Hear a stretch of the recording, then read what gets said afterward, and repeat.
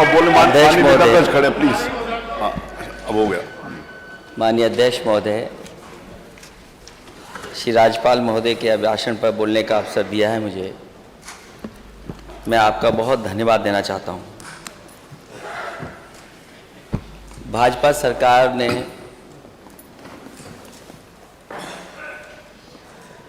श्री राज्यपाल महोदय का बहुत समय खराब किया। 1 घंटा 1 मिनट यहाँ पर उन्होंने अपनी बात रखी। वो जो भाषण था उनका, वो कट एंड पेस्ट भाषण था। कट एंड पेस्ट भाषण, और जब हम सच्चाई में उसके अंदर जाते हैं, जो अभिभाषण में योजनाएं दी गई हैं वो ज़मीन पर अध्यक्ष महोदय अभी उतरी नहीं है, वो कोसों दूर है सच्चाई से भी। उत्तर प्रदेश का जो सपना देखा, या हम जितने विपक्ष के लोग हैं जो सपना देखते हैं,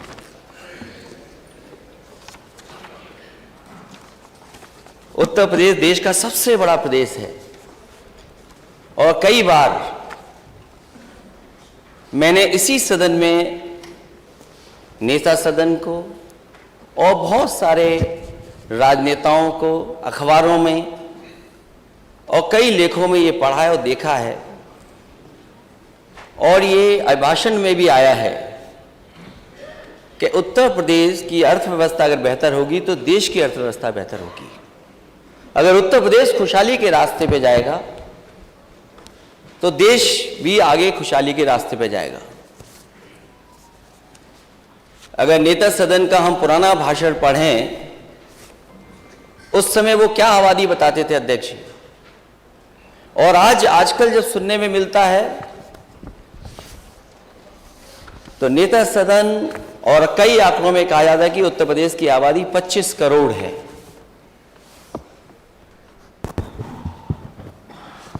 हालांकि बहुत सारी चीजें सरकार भूल गई है क्योंकि सरकार दोबारा बन गई उनकी, लेकिन जो अभिभाषण था, जो उसमें उल्लेखित चीजें थीं, वो कहीं ना कहीं 2017 से लेकर के 2022, 5 साल वो और 1 साल जो रहा होगा सरकार का, उसका कार्यकाल था। तो मैं सरकार को कुछ याद दिलाना चाहता हूं। याद दिलाने से पहले, क्योंकि वित्त मंत्री जी मुझे दिखाई दे गए तो शेर याद आ गया। मैं अध्यक्ष महोदय निवेदन करूंगा अपने संसदीय कार्य मंत्री जी से कि अपने ही सहयोगी विधायिका से कुछ अच्छा लिखवा लीजिए कर। आपकी तुकबंदी ठीक नहीं है।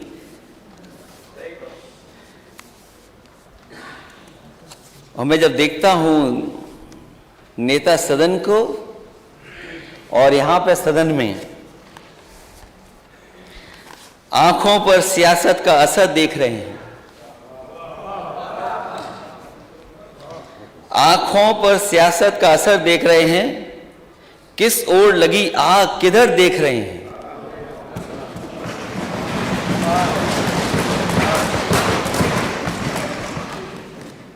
वैसे हमारे नेता सदन बहुत अच्छे खिलाड़ी लगते हैं मुझे।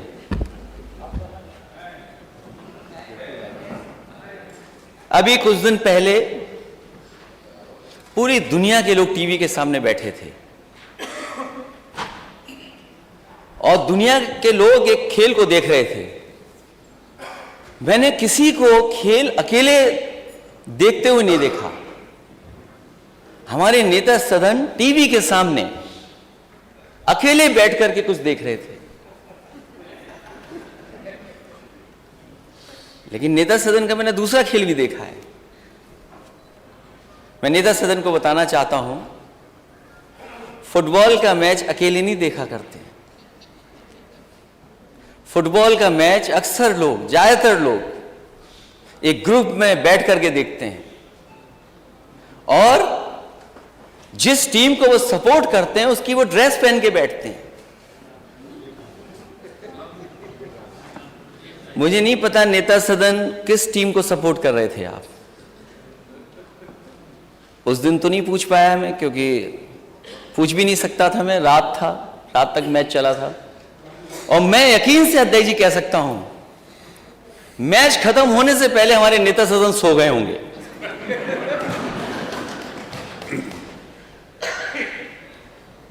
क्योंकि जो मैच बना, वो मैच तब बना जब दूसरी टीम ने गोल कर दिया, वरना मैच का आनंद नहीं था, मैच में आनंद नहीं था। और अभी मैंने कुछ दिन पहले नेता सदन को एक दूसरा खेल खेलते देखा। पता नहीं किसने बॉल की, और एक टप्पा, दो टप्पा, तीन टप्पे के बाद भी बल्ला हवा में घूम गया। अरे नेता सदन कैसे खिलाड़ी हो आप, तीन टप्पे के बाद गेंद पे नहीं मार पा रहे हो। मैं उस स्टेडियम में 1 या 2 बार गया हूं। अध्यक्ष महोदय, मुझे खुशी है इस बात की कि बनाया समाजवादियों ने, लेकिन स्टेडियम में ज्यादा नेता सदन गए हैं। मैं नहीं गया, मैं केवल पहला क्रिकेट मैच देखने गया जब ये भी खिलाड़ी लगता है किसी बात के, किसी खेल के खिलाड़ी हैं भी, कहीं खैनी वाले खिलाड़ी तो नहीं हो। अध्यक्ष महोदय, आपको तो याद होगा आपके सदन में क्या हो रहा था। एक स्पीकर पे आवाज आ गई, आप इतने नाराज हो गए, लेकिन इसी सदन में कोई खैनी खा रहा था, आप नाराज नहीं हुए। मैंने देखा नहीं था। अब अध्यक्ष महोदय, ये बात तो मैं नहीं मानूंगा क्योंकि जो वीडियो मैंने डाला, हालांकि मुझे नहीं डालना चाहिए था, माननीय सदस्य होंगे, हालांकि ये जमाना ऐसा है, कुछ दिखावे का भी है। तो मैंने जब वीडियो डाला तो मिलियन व्यू आ गए। ये नया जमाना है, हमारे पीडब्ल्यूडी मंत्री समझते होंगे नए जमाने को। अभी आपका विभाग आएगा, और चाचा भी हमारे साथ हैं आपके विभाग के लिए।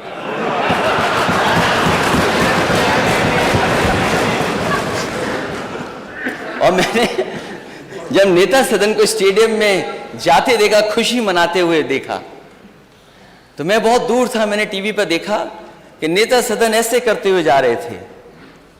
तो मैंने यही कहा कि नेता सदन ये कहते हुए जनता से जा रहे हो टीवी के चैनल के सामने कि ये स्टेडियम मैंने नहीं बनाया, ये स्टेडियम मैंने नहीं बनाया।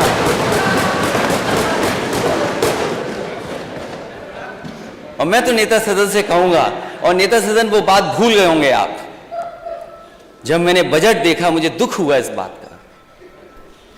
जब मैं और आप उस सदन में पहली बार मिले थे, तो नेता सदन मैंने ये कहा था कि गोरखपुर का कुछ काम कर लेना, नहीं तो 5 साल ऐसे ही चले जाएंगे, आपका गोरखपुर वैसे ही का वैसा ही रह जाएगा।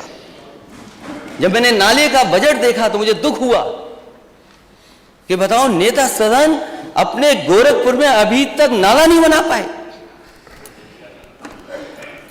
और फिर स्टेडियम ही बना देते। स्टेडियम क्यों नहीं बनाया अपने गोरखपुर में? स्टेडियम ही बना देते।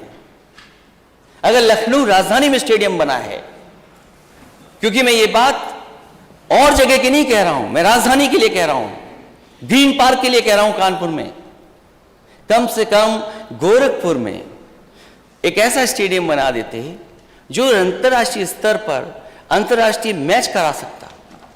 आपको अपनी नुमाइश, अपने मेले में खाली सीटें जो छूट गई, शायद स्टेडियम भरा मिलता आपको। और अगर आपने अपने यहां नहीं बनाया स्टेडियम, तो कम से कम क्यूटो में बना देते। माननीय सदस्य, क्यूटो कहां है? सत्ता पक्ष के लोग बता दें, ये क्यूटो कहां है? और अध्यक्ष महोदय, मैं आपसे निवेदन करूंगा कि क्यूटो के लिए डेलीगेशन बनाइए, हम लोग जाना चाहते हैं। जब इतने मंत्री लोग जाने कहां कहां घूम आए, तो क्यूटो क्यों नहीं? और क्यूटो में स्टेडियम बना दिया होता एक, तो अंतर्राष्ट्रीय मैच हो जाते। खैर, थोड़ा बहुत खेल का काम आपके यहां हो रहा है, लेकिन अभी भी गोरखपुर देवरिया महाराज के बच्चे उस स्विमिंग पूल का इंतजार कर रहे हैं। वहां इटावा और सैफी के बच्चे नहीं स्विमिंग कर रहे हैं, मेरा परिवार का कोई स्विमिंग नहीं करने जा रहा है। और आप सूची मंगवाइए, मुझे नहीं पता खेल मंत्री कौन है। अरे वो क्या करेंगे, वो क्या करेंगे? आप कुछ करोगे? अरे वो चित्रकूट में आप ही थे ना, चित्रकूट में आप ही थे ना, किससे डर के भागे थे आप? पता नहीं क्या हो गया था वहां पर, किसी को याद हो तो बताओ। आप बता दो, हमें तो याद नहीं है क्या था मामला।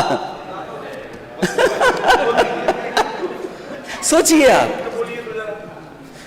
तो मैं ये बात इसलिए बता रहा हूं, अच्छा है कि विपक्ष पार्टी ने कोई काम किया, उसका रोक दो काम। हमें पता है आज नहीं तो कल समाजवादी लोग उस काम को पूरा कर करके दिखाएंगे। जो बच्चे उसमें स्विमिंग करना चाहते हैं वो आपके घर के बच्चे हैं, मेरे घर के बच्चे हैं, गोरखपुर के हैं, महाराजगंज के हैं, देवरिया के हैं। आप क्यों नहीं शुरू कर रहे हो 5 साल से? और मैं आपको भरोसा दिलाता हूं नेता सदन, हम समाजवादी कोई उसमें नहाने नहीं जाएंगे। आप नेता सदन आ सकते हैं उसमें नहाने। –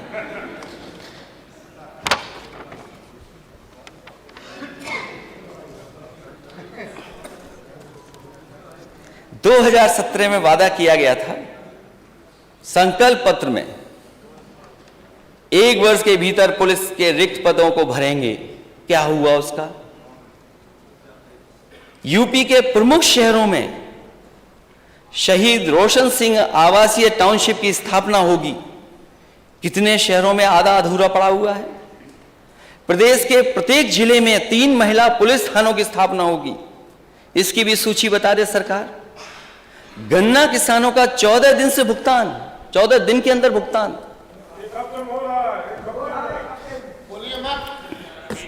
अध्यक्ष महोदय, हमारे सदस्य पंकज मलिक होंगे कहीं यहां पर, कल उठा रहे थे वो, और माननीय मंत्री जी बेहतर जानते होंगे। और मैं हर बार इस सदन में यही कहूं अध्यक्ष महोदय, सवाल ये नहीं कि आपने भुगतान कितना किया है, सवाल ये कि बकाया कितना है। ये भुगतान बताते हैं, बकाया नहीं बताते हैं। और जो अधिकारी घुमा फिरा रहे हैं, गोल गोल घुमा रहे हैं किसानों को, उन पे कार्रवाई कब करेंगे आप? अब तो कहीं खड़ा होगा बुलडोजर, ले चलिए उसको वहां पर। उन अधिकारियों के पास क्यों नहीं ले जा रहे हैं आप? ले चलिए उनके पास, जो लूट रहे हैं, बर्बाद कर रहे हैं आपके चीनी मिलों को, उनके ऊपर क्यों नहीं चढ़ा रहे आप? अब थोड़ा लग रहा है कि उधर भी जाने वाला है। 20,000 करोड़ का किसान सिंचाई फंड, ये कहां है?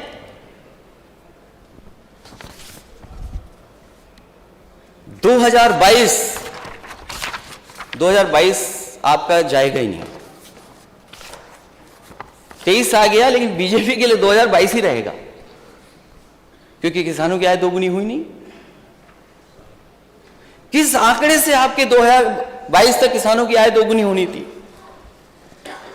नीलगाय तथा आवारा जानवरों की खेती की सुरक्षा, आज भी सवाल उठाता है ये अभी लंबी सूची है, इसको रखिए, अभी पोस्टर बाद में काम आएगा।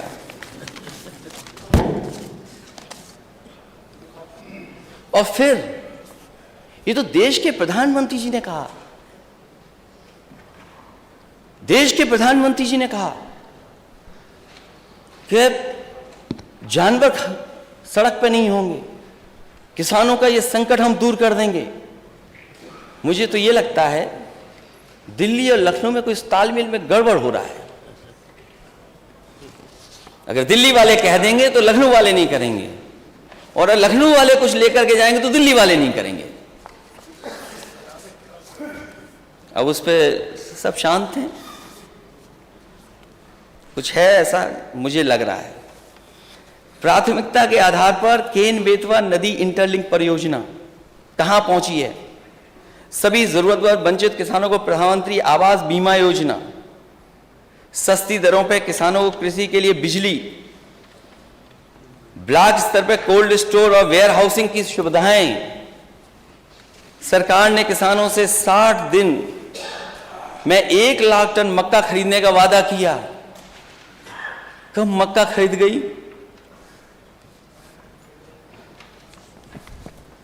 5 वर्ष में 70 लाख नौकरियों का सृजन। ये नौकरियां हैं, रोजगार नहीं है। प्रदेश में सभी उद्योगों में स्थानीय लोगों के लिए, खैर इस पक्ष में हम लोग नहीं हैं। 3 महीनों के भीतर शिक्षा मित्रों का रोजगार की समस्या का समाधान। अभी लाखों शिक्षा मित्र आए थे अपने परिवार के साथ। परीक्षाओं को नकल विहीन कराएंगे। पूरा का पूरा सेंटर नकल कर रहा है, सीसीटीवी में कैद है। प्रदेश के कॉलेजों में दाखिला लेने वाले सभी छात्रों को मुफ्त लैपटॉप। ये तो बस याद दिला रहा हूं मैं करने को नहीं कह रहा हूं, बस याद दिला रहा हूं। आप मत करिए, हम तो बस याद दिलाएंगे अध्यक्ष महोदय। प्रदेश में 10 विश्व स्तरीय विश्वविद्यालयों की स्थापना होगी। प्रदेश के कॉलेजों में दाखिला लेने वाले सभी छात्रों को प्रतिमाह 1 GB इंटरनेट दिया जाएगा। प्रत्येक जिले में इंजीनियरिंग कॉलेज या पॉलिटेक्निक की स्थापना होगी। पंडित मदन मोहन मालवीय संस्कृत महाविद्यालय की स्थापना। प्रदेश के सभी सरकारी स्कूलों में एक शिक्षक 1 कक्षा का अनुपात सुनिश्चित किया गया। ये भी लगता प्राइमरी में स्कीम चला रहे हैं, 1 स्कूल 1 टीचर। 8000 ऐसे स्कूल हैं प्राइमरी जहां पर एक ही टीचर है जो पढ़ा रहा है। प्रदेश के हर घर में 24 घंटे बिजली बनाई, 1 यूनिट नहीं। प्रदेश के हर घर में 24 घंटे बिजली। मिनी बस के माध्यम से सभी गांवों शहरों को जोड़ना। जो लोहिया ग्राम योजना चल रही थी उसको भी बंद कर दिया। प्रत्येक 4 ग्राम पंचायतों में चंद्रशेखर, खैर राष्ट्रीय निजी बैंकों, राष्ट्रीयकृत और निजी बैंकों की मदद से सरकार 2500 गांवों में बैंक शाखाएं सुनिश्चित कराएगी। मुझे याद है सबसे ज्यादा अगर ब्रांचेस किसी सरकार ने खुलवाई थी तो वो समाजवादी पार्टी थी, जिसने एक साथ इतनी ब्रांचेस खुलवाई थी। कानपुर, इलाहाबाद, आगरा, गोरखपुर और झांसी में मेट्रो सेवा शुरू करेंगे। हालांकि वो बात अध्यक्ष महोदय मैं बजट में कहूंगा, लेकिन ज्यादातर बजट वो आए हैं जिसमें कहीं ना कहीं गोरखपुर के लिए बजट दिया गया मेट्रो का। नेता सदन, यहां की मेट्रो पे तो आप बैठे होंगे उद्घाटन करने के लिए। कम से कम गोरखपुर में तो मेट्रो चलवा दो, मेरा भी निवेदन है आपसे। और हम विपक्ष के लोगों से जो आप सहयोग चाहें, एक सवाल नहीं पूछेंगे मेट्रो पे, आप मेट्रो चला दो गोरखपुर। और अपने यहां नहीं चला रहे तो प्रधानमंत्री जी क्या भी नहीं चला रहे हो, इसके लिए मैं आपको बधाई देता हूं। प्रदेश में 6 एम्स की स्थापना होगी और आपसे बेहतर कोई नहीं जानता होगा। गोरखपुर के एम्स की स्थापना के लिए समाजवादी सरकार में ही जमीन उपलब्ध कराई गई थी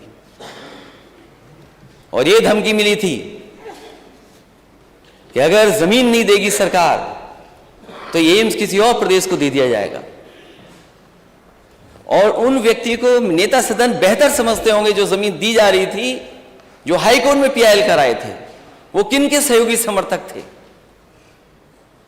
फिर मुझे मजबूरी में, क्योंकि अगर एम्स चला जाता तो बड़ी न्यूज होती, समाजवादियों का नुकसान होता।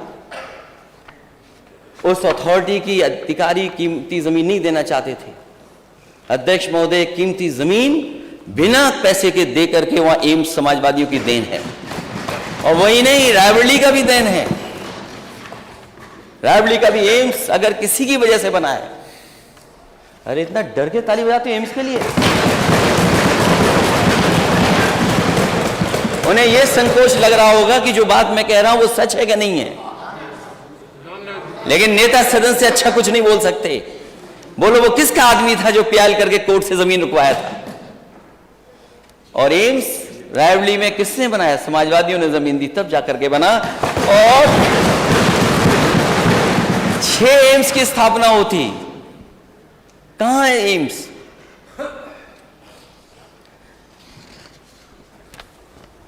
ये एक पुराना डायलॉग है अध्यक्ष महोदय।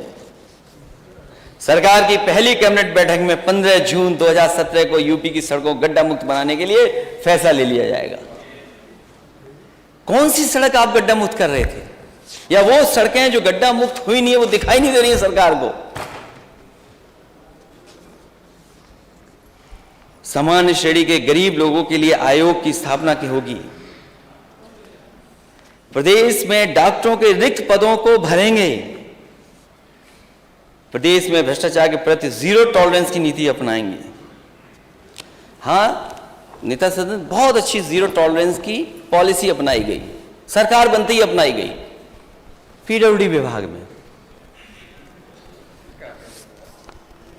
अध्यक्ष महोदय, जीरो टॉलरेंस की सबसे पहला ही पॉलिसी सरकार दूसरी बनते ही पीडब्ल्यूडी विभाग ने मान ली। उसमें क्या आपको करना पड़ा वो आप बेहतर समझते हैं।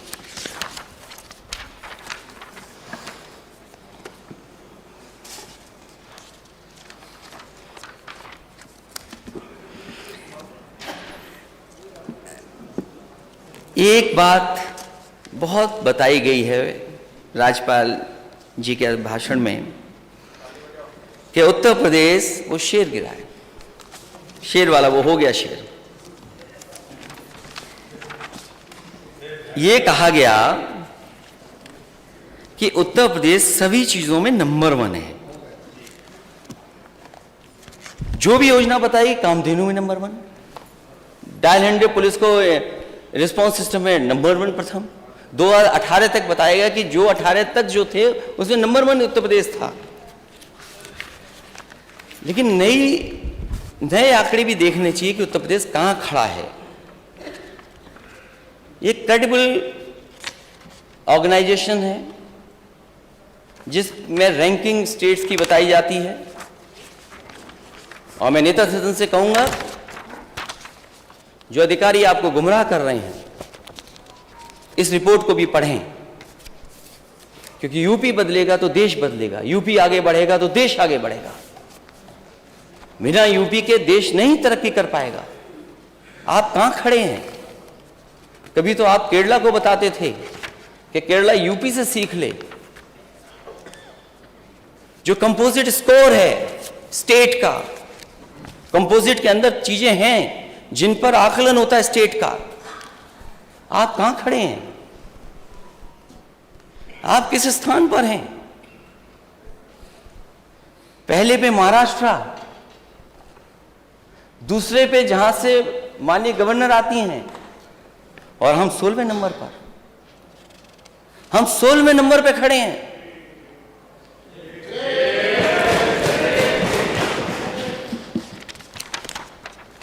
हम 16वें नंबर पे हैं। इन आंकड़ों को मानेंगे नहीं मानेंगे? इकोनॉमिक फ्रंट पर, जिसमें पर कैपिटा है, जीडीपी ग्रोथ है, इंडस्ट्री सर्विसेज हैं, इन्फ्लेशन है, एफडीआई है, और भी कई मानक हैं, उसमें हम और आप कहां खड़े हैं? यूपी के लोग। गुजरात नंबर 1 और हम नंबर 17।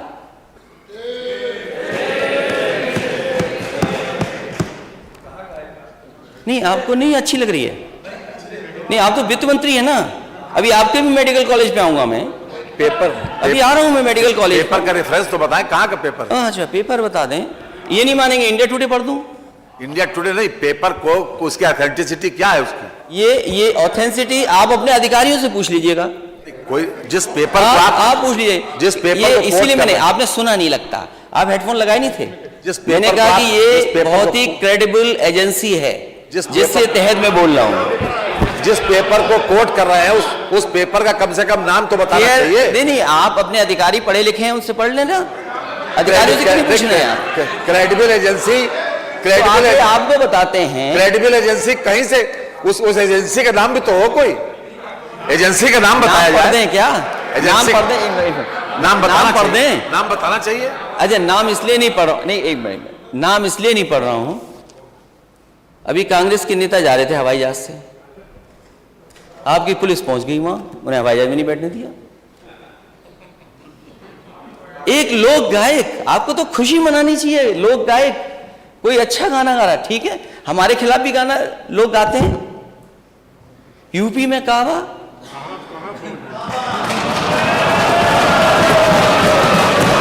आपने नोटिस दे दिया। यकीन करो नेता सदन, अगर कोई कविता हमारे खिलाफ बनाता हम बुरा नहीं मानते। और मैं पहला शायद मुख्यमंत्री हूंगा, मैं पहला, हो सकता है अगर आपकी जानकारी में हो तो बता देना, जिसने अपने कार्टून की किताब छपवाई थी।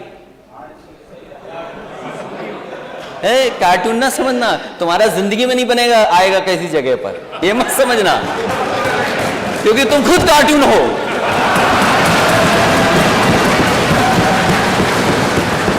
अरे कार्टून का कार्टून कैसे बनेगा, खुद ही कार्टून हो। केयर एज करके कंपनी है, एनीवे आप लोग पता कर लेना केयर एज, और फिर मैं इंडिया टुडे का भी पढ़ दूंगा, इंडिया टुडे का भी पढ़। अरे भाई ठीक है, फर्जी, सब फर्जी है फिर तो।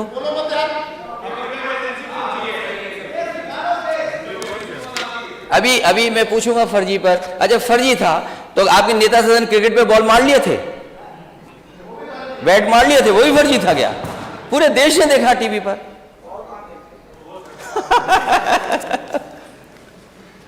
क्या लोग हैं आप लोग। फिजिकल, उसमें भी तमाम पैरामीटर्स हैं, तमाम पैरामीटर्स हैं। उड़ीसा नंबर 1 है और आपका स्टेट 15वें स्थान पर है। फाइनेंशियल इंक्लूजन, क्योंकि वित्त मंत्री जी को यह दिक्कत है कि मुख्यमंत्री जी अकेले में डांटे ना मुझे। फाइनेंशियल इंक्लूजन में आप कहां खड़े हैं? ये पर जब सदन में पढ़ा जाता है तो उसकी क्रेडिबिलिटी उसके करके बारे में बताया जरूर जाता है माननीय। ये सदन की अध्यक्ष महोदय मैं बता रहा हूं, अध्यक्ष जी को बता रहा हूं मैं। हाँ मालूम होना चाहिए। ठीक है मैं बता रहा हूं, इसका इंडिया टुडे पढ़ूंगा मैं। पर अगर हो तो भेज दीजिए, टेबल कर दूंगा अध्यक्ष महोदय, मैं टेबल कर दूंगा। आप धन्यवाद, आपने टेबल करने के लिए कहा। अध्यक्ष महोदय में ये जो रिपोर्ट है मैं टेबल कर दूंगा, जिससे और सदस्यों को भी मिल जाए, उनकी भी जानकारी में उसमें सहयोग करेंगे सरकार का, जिससे सरकार के अपने पैरामीटर्स ठीक हों। इसकी कोई क्रेडिबिलिटी है ही नहीं। ठीक है, मुझे बोलने तो दो। और आपकी क्रेडिबिलिटी क्या है? आपकी पॉलिटिकल क्रेडिबिलिटी क्या है? आपने कहा 5 करोड़ देंगे विधायक निधि, आपकी पॉलिटिकल क्रेडिबिलिटी क्या है? क्या है पॉलिटिकल क्रेडिबिलिटी? क्या है पॉलिटिकल क्रेडिबिलिटी आपकी? बजट देख ले, बजट हमने दिया है, दिया है बजट, क्या है पॉलिटिकल? बजट तो दिया है, बजट तो दिया है, क्या है बजट तो दिया है, क्या है? फाइनेंशियल इंक्लूजन में आप पॉलिटिकल क्रेडिबिलिटी की बात मत करो। आपने जो वादा किया 2017 का, क्या है आपकी पॉलिटिकल क्रेडिबिलिटी? आप चुनाव जीत जाओ लेकिन पॉलिटिकल क्रेडिबिलिटी नहीं है आपकी। आप चुनाव जीत सकते हो लेकिन पॉलिटिकल क्रेडिबिलिटी नहीं है। डेवलपमेंट की क्या क्रेडिबिलिटी है बताओ? कहां है आपका 20,000 फंड किसान के लिए? आपने कहां आलू खरीदा है बताओ? आप कहां आलू खरीदा आपने? 1 किलो आलू खरीदा तो बताइए। क्योंकि हमको इंगित करके बात कही जा रही है, जवाब देना जरूरी है हमारे। बोलिए, जवाब दीजिए। माननीय अध्यक्ष जी, ये इस सदन की हमने नहीं, जो हमारा संकल्प पत्र है माननीय, पहले भी संकल्प पत्र के हमने 98% वादे पूरे किए, 98%, और ये इस बार में आया। और इस बार भी जितने वादे किए 130 वादे किए, उसमें से 110 वादों पर काम किया है माननीय। कल बाकायदा इस पर प्रेस किया गया था। यह है क्रेडिबिलिटी।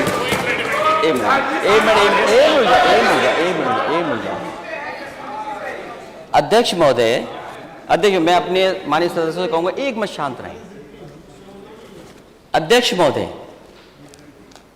आप क्रेडिबिलिटी बता रहे हैं ना कुछ, मैं बैठ जाता हूं, एक बार बताइए। सबसे बड़ी यह है कि हम जनता ने 5 साल तक हमारी सरकार को गुड गवर्नेंस के आधार पर वोट दिया, गुड गवर्नेंस के आधार पर। यह है क्रेडिबिलिटी। जनता की अदालत सबसे बड़ी अदालत है अध्यक्ष जी, सबसे बड़ी अदालत जनता की अदालत है। हम उसी वजह से यहाँ पर बैठे, उसी कारण यहाँ पर बैठे, और यही क्रेडिबिलिटी सबसे ज्यादा मान्य है। अरे अध्यक्ष महोदय बोलिए ना, आपने यही पॉलिटिकल क्रेडिबिलिटी है आपकी, यही पॉलिटिकल क्रेडिबिलिटी है ना? अच्छा ये क्या था फिर? एक मिनट जाओ। ये इनकी पॉलिटिकल क्रेडिबिलिटी है। 2000 नई बसें चलाएंगे, ये दूसरा बजट था। कितनी बसें चला रहे हैं आप?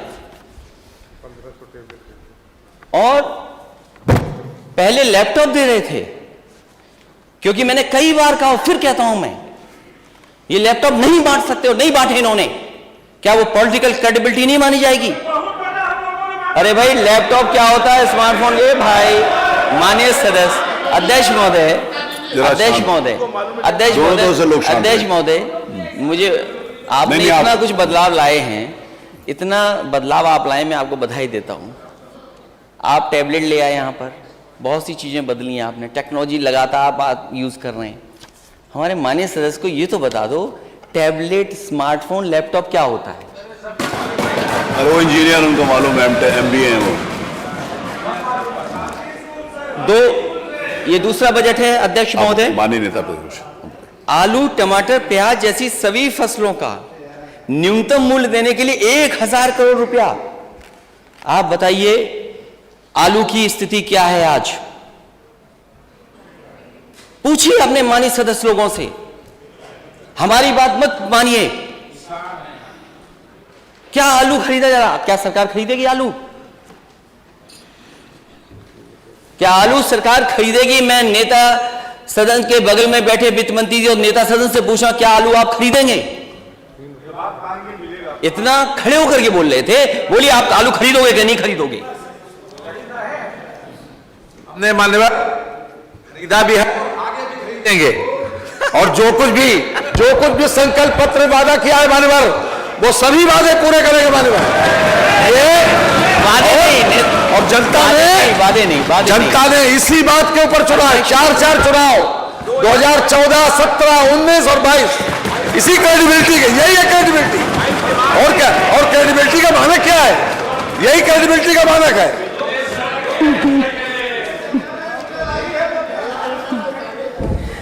देखिए अध्यक्ष महोदय, मैं ये जानता हूं ये आलू नहीं खरीदेंगे, मैं ये जानता हूं, क्योंकि सरकार धोखा दे सकती है, सरकार सच्चाई के से नहीं सामने आ सकती। आज जरूरत है आलू खरीदने की।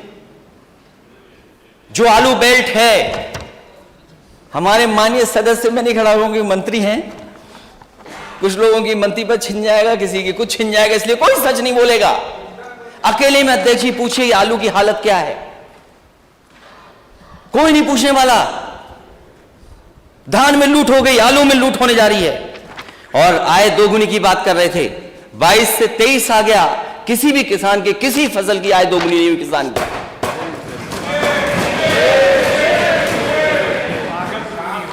और लागत का हिसाब किताब लगाइए। ये डीजल पेट्रोल अगर महंगा हुआ है तो केवल डीजल पेट्रोल नहीं महंगा हुआ है, डीजल पेट्रोल के साथ साथ हर चीज महंगी हो गई। ट्रांसपोर्टेशन महंगा हो गया, और ट्रांसपोर्टेशन महंगे का मतलब है हर चीज महंगी हो गई। एक महीने में बताइए आपने कितना डीजल पेट्रोल महंगा किया है? वो नहीं बताएंगे आप। एक नारा है सबका विकास, सबका विश्वास, सबका साथ, सबका विश्वास। नारा है सबका साथ, सबका विकास। अध्यक्ष महोदय, मैं सदन में नहीं था, लेकिन मुझे लगा कि यहां पर कुछ सरकार जवाब देने से भाग रही है। हम जितने भी विपक्ष के लोग हैं, हम सब जाति जनगणना चाहते हैं।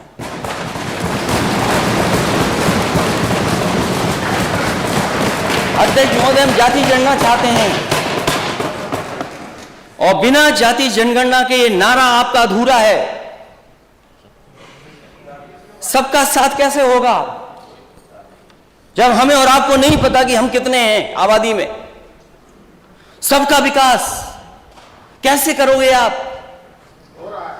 सबका विश्वास कैसे जीतोगे आप? और जब तक सबका प्रयास नहीं होगा, ये प्रदेश आगे नहीं बढ़ेगा। मैं जाति जनगणना पर वैसे तो वैसे तो आजकल वो नेता हम लोगों से दूर हो गए हैं। कोई बात नहीं, बोलने दो। वो नींद आ जाएगी अगर नहीं टोकेंगे तो। बोलते रहने दो ना, कुछ तो ठीक है, नहीं तो ये कुछ और करने लगे अध्यक्ष महोदय, फिर आपको डांटना पड़ेगा। किस पार्टी के नेता हैं आप? ना पार्टी का नाम तो पढ़ लूं मैं। आप जाति गणना चाहते हैं कि नहीं चाहते हैं? नहीं, जाति गणना चाहते हैं कि नहीं? हम जातिवाद जनगणना चाहते हैं, लेकिन आपने उधर से भगा दिया हमको अपने साथ से।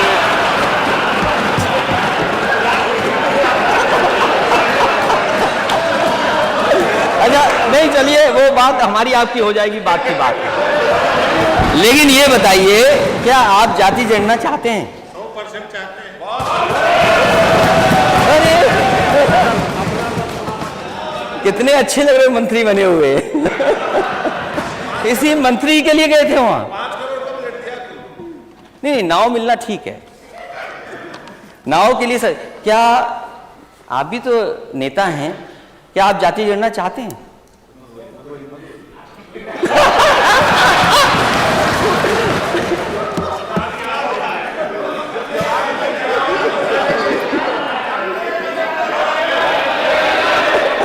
आपस में बात नहीं करें, मेरे से माने नहीं था, मेरे कौन से बोल करेंगे। आप लोग आपस में बात करेंगे तो फिर मेरा है बैठना मुश्किल है। बैठिए माने मंत्री जी, मेरे से बात क्या आप? अरे डॉक्टर संजय जी, अरे आप बैठिए माननीय मंत्री डॉक्टर संजय जी, अरे उनका ऐसे जवाब देने लगेगा तो मेरा काम क्या? मेरा काम आप जवाब आ जाने दो तो अच्छा लगेगा। बाद में जब उनका मौका आएगा तब देंगे। संगति दूर होनी चाहिए। जो जी। लोगों ने विसंगति पैदा कर रखी है कि हमें लटका रखा है, न हम पिछड़े में हैं, न अनुसूचित में हैं, जब इनके पावर नहीं है।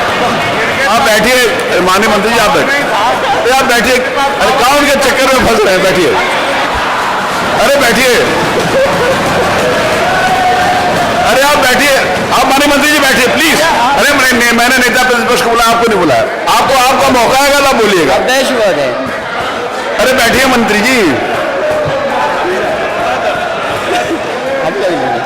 अध्यक्ष महोदय, मैं जानता हूं वो समर्थन कर रहे हैं दिल से, वो साथ हो सकते हैं, लेकिन दिल से हम लोगों के साथ ही हैं।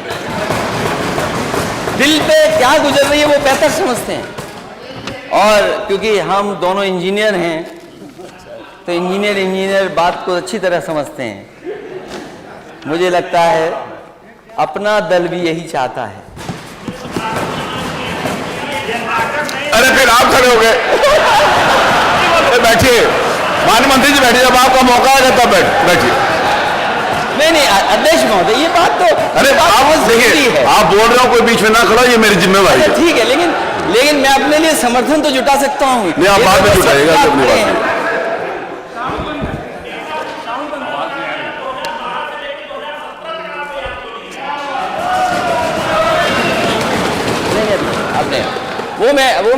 वो मैं बताऊंगा। और कोई दल बचा है? हमारे साथी सहयोगी दल आरएलडी, हम और आप तो एक ही हैं। नहीं, कांग्रेस ने तो किया ही नहीं। वो जो माननीय आशीष जी ने जो सवाल पूछा उसमें मैं बोलूंगा। हमारी पार्टी की माननीय सदस्य हैं और उनका एक अपना दल है, उनकी माताजी राष्ट्रीय अध्यक्ष हैं। और जाति जनगणना पे मैं समझता हूँ आप भी सहमत हैं। वो दोनों तो एक ही है ना, अलग हैं। अच्छा बैठ।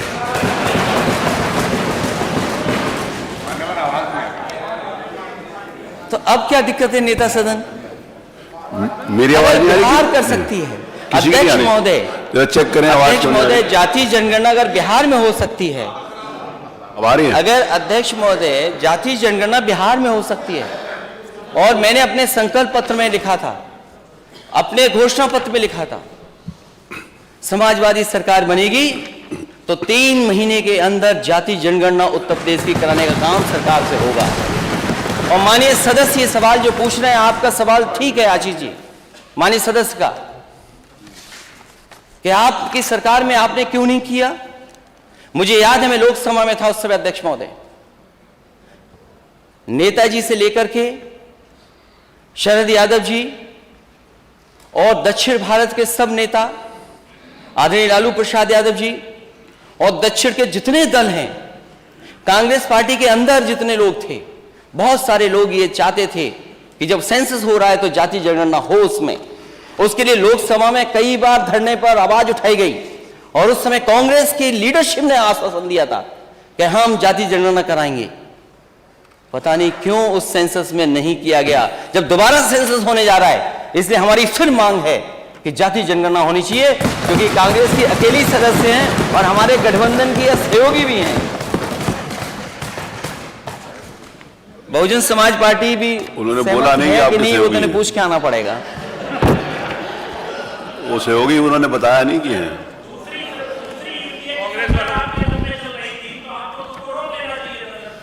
उन्होंने आश्वासन दिया था प्रधानमंत्री, अरे आपस में प्रधानमंत्री और बातचीत सभी नहीं। लोगों ने, कांग्रेस आपस के में। वरिष्ठ नेताओं ने माननीय नेता आश्वासन प्रतिपक्ष दिया था, जी। हमने आश्वासन पर भरोसा कर लिया। इसलिए समाजवादी पार्टी इस पक्ष में है और बहुत सारे दल इस पक्ष में है और उत्तर प्रदेश की जनता चाहती है कि जाति जनगणना हो। आखिरकार सरकार पीछे क्यों हट रही है? और अगर आप जाति जनगणना के खिलाफ हैं तो आउटसोर्स व्यवस्था के खिलाफ क्यों नहीं है? आप प्राइवेटाइजेशन के खिलाफ क्यों नहीं है? अगर आप आउटसोर्स के खिलाफ नहीं हैं, आप प्राइवेटाइजेशन के खिलाफ नहीं हैं, तो आखिरकार आप जाति जनगणना के खिलाफ क्यों हैं? और नेता सदन ने कई बार प्रेजेंटेशन देखा होगा कि डेटा सेंटर हम बना रहे हैं, उसके लिए इन्वेस्टमेंट के लिए भी कई लोगों से एमओयू हुए, कई चीजें जमीन पे भी आ रही हैं। नोएडा में डेटा सेंटर बन रहा है, बजट में भी कुछ चीज दिखाई दे रही है डेटा सेंटर के लिए। आप डेटा सेंटर कल बना रहे हैं, आपके यूपी का डेटा सेंटर क्यों नहीं है? और फिर जाति जनगणना हो जाएगी तो उसमें क्या दिक्कत है आपको? लेकिन हम समाजवादी लोग इसके पक्ष में हैं कि जाति जनगणना होनी चाहिए। $1 ट्रिलियन इकोनॉमी, यात्रा बहुत दूर दूर गए थे लोग। मुझे नहीं पता सबसे दूर कौन से लोग गए थे। सबसे दूर कौन गया था? कई घंटों की हवाई यात्रा से गए थे लोग। कई देश होकर के आए हैं, कई देश होकर के आए हैं। $1 ट्रिलियन इकोनॉमी की बात आज भाषण में आई है। 1 साल तो चला गया, अब 4 साल बचे। दिल्ली की सरकार कुछ सहयोग नहीं कर रही है जितना करना चाहिए। और अगर दिल्ली की सरकार ने सहयोग किया होता तो आप न जाने कहां और पहुंच गए होते। आपने क्या कदम उठाए $1 ट्रिलियन इकोनॉमी के लिए? और किस किस देश गए थे आप? कई देश होकर के आए हैं आप।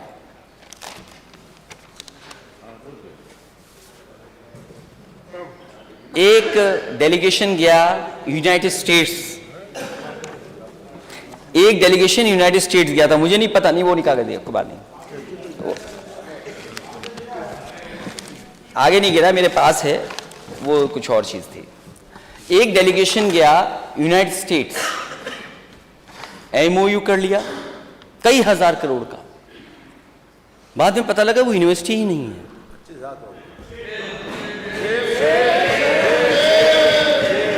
नेता सदन, इनकी क्लास लीजिए आप। कौन गया था वहां यूएस? नेता सदन कौन गया था? कौन यूएस गया था?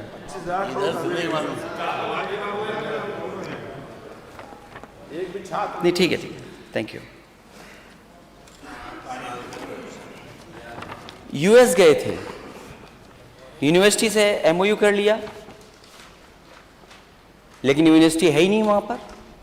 लेकिन मैं नेता सदन ये समझता हूं, ये मानता हूं मैं, जो भी किया हो उसे दोबारा प्रयास करना चाहिए था। कोई तो आ जाए यूएस से यूनिवर्सिटी।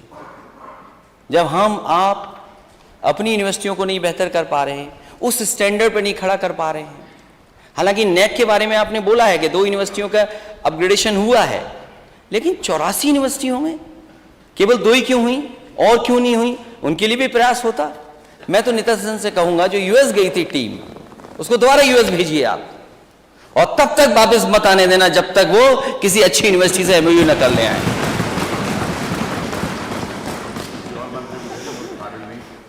नहीं, वो कुछ है उसमें काबिल, कभी कभी गलती हो जाती है, क्योंकि अध्यक्ष महोदय बीजेपी का बहुत फंडामेंटल क्लियर था कि कोई भी सूट और टाई पहने बस उससे एमओयू करा लो।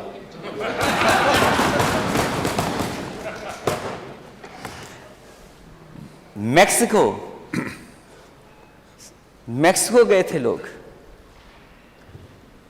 ब्राजील गए थे, अर्जेंटीना गए थे, नीदरलैंड गए थे, France, Germany, Belgium, Sweden, UAE, Australia, Singapore, Canada, UK, America, दक्षिण कोरिया तथा जापान में गए थे आप लोग।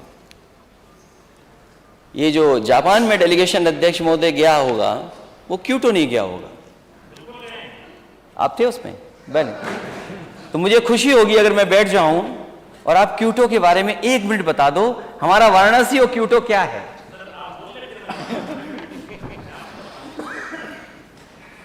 हमारा वाराणसी क्योटो बन रहा था, अच्छा है कोई तो क्योटो हो आया, हम तो यहीं देखना चाहते थे क्योटो। जो पहला आपका इन्वेस्टमेंट मीट हुई थी, आप मेला मत लगाइए, मेरा नेता सदन से यही, आप मेला मत लगाइए, आप मेला लगाते हैं। आप इन सब मंत्रियों को आपने कहा जाइए मेला घुमाइए, घूम के आ गए, और आप क्यों नहीं जा पाए। मैंने अखबारों में पढ़ा था, हो सकता है वो अखबार गलत लिख रहा हो, आप कोई ठंडी जगह जाना चाहते थे, बहुत ठंडी जगह जाना चाहते थे, नेता सदन ना जाएं। मैं आपसे ये कह रहा हूं, आपके कितने भी मंत्री चले जाएं, कोई भरोसा नहीं करेगा, कोई क्रेडिबिलिटी नहीं है जब तक नेता सदन की क्रेडिबिलिटी नहीं होगी।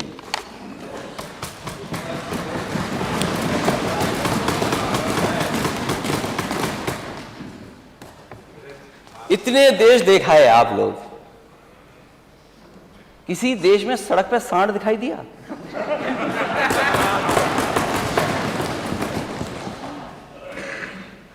अमेरिका गए थे हमारे वित्त मंत्री जी, क्या सांड दिखाई दिया वहां पे?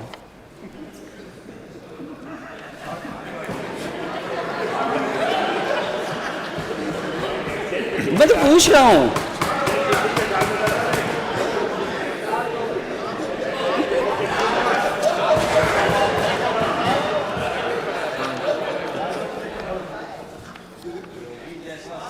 अध्यक्ष महोदय,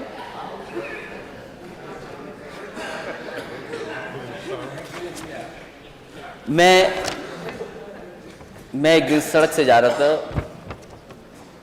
मैंने एक वीडियो बनाया खुद ही और मैंने एक वीडियो पोस्ट कर दिया। तो मेरे एक बहुत समझदार और जानकार, उन्होंने कहा कि ये वीडियो आपको नहीं डालना चाहिए था। मैंने कहा क्यों नहीं डालना चाहिए था? बोली अच्छा नहीं लगता, इस इच्छा भी ठीक नहीं बनती। अरे मैंने कहा हमारा एक ग्रामीण भारत है, अरे डिवाइडर पे अगर कंडे रखे तो क्या खराब रखा है? पूरा कंडा ही कंडा दिखाई दे रहा था। अरे हमारे गांव के लोगों को कोई जगह तो मिल गई जहां इस्तेमाल कर सकते हैं, क्या खराब है उसमें? कितने एक्सीडेंट हुए हैं। और अध्यक्ष महोदय, यहां कुछ लोग ऐसे भी होंगे, माननीय सदस्य ऐसे भी होंगे जो किसी न किसी घर में दुख में गए होंगे, सांड की वजह से जान गई है, खेत बर्बाद हुए हैं और कई महत्वपूर्ण लोगों की गाड़ी का एक्सीडेंट हो गया। मुख्यमंत्री कार्यालय के एक अधिकारी का एक्सीडेंट इस जानवर की वजह से ही हुआ, नहीं जान बचा पाए। कई बार सड़क पे आप रफ्तार से जा रहे हैं, अचानक जानवर आ जाए, अब क्या करोगे आप? मैं खुद देखा हूं अपनी सड़कों पे कुछ हो गए, खुद मैं बचते बचते बचा हूं। फसल तो किसान की है ही बर्बाद, लेकिन चलने वालों की भी जान जाती है। और पूरे देश में अगर एक्सीडेंट की वजह से और खासकर जानवर की पशु जानवरों की वजह से अगर कहीं अध्यक्ष महोदय जान जा रही है तो वो उत्तर प्रदेश में जा रही, किसी और प्रदेश में नहीं जा रही है। और ये पोस्टर जो हमारे नेता लेकर के आए, कोई खराब पोस्टर लेकर के नहीं आए हैं। पोस्टर का प्रदर्शन उचित नहीं करेंगे, कोई खराब चीज नहीं लेके आए हैं। हम सूची लंबी टेबल करेंगे on the floor of house. अध्यक्ष महोदय, जिस तरह में ये एजेंसी की क्रेडिबिलिटी क्या है मैं टेबल करूंगा, मैं ये भी टेबल करूंगा कि जिनकी जानवरों से जान गई है वो कितने लोग हैं, जो हमें अखबार के माध्यम से, हमारे विधायकों की जानकारी के माध्यम से जो कुछ हासिल होगा हम टेबल करेंगे। और मैं मांग करूंगा सरकार से कि जिनकी जान गई है, जिन परिवारों के सदस्यों की, उनकी 10-10 लाख से मदद ये सरकार करे। क्योंकि जिन देशों को आप घूम के आ रहे हो, जिनमें आप $1 ट्रिलियन इकोनॉमी के लिए भटक करके आ रहे हो, किसी देश में सड़क पर सांड नहीं देखे होंगे, लेकिन कमाल का उत्तर प्रदेश है, $1 ट्रिलियन इकोनॉमी का सपना देखने वाला स्टेट। सांड ही सांड दिखाई दे रहे हैं, राजधानी में सांड दिखाई दे रहे हैं। दुख की बात है। और क्या बजट दिया आपने? जब प्रधानमंत्री देश के बोल रहे हो कि इन जानवरों की समस्या का समाधान करेंगे, तो बताओ हम किस पे भरोसा करें? जनता ने भरोसा कर लिया, लेकिन सांडों की संख्या बढ़ गई।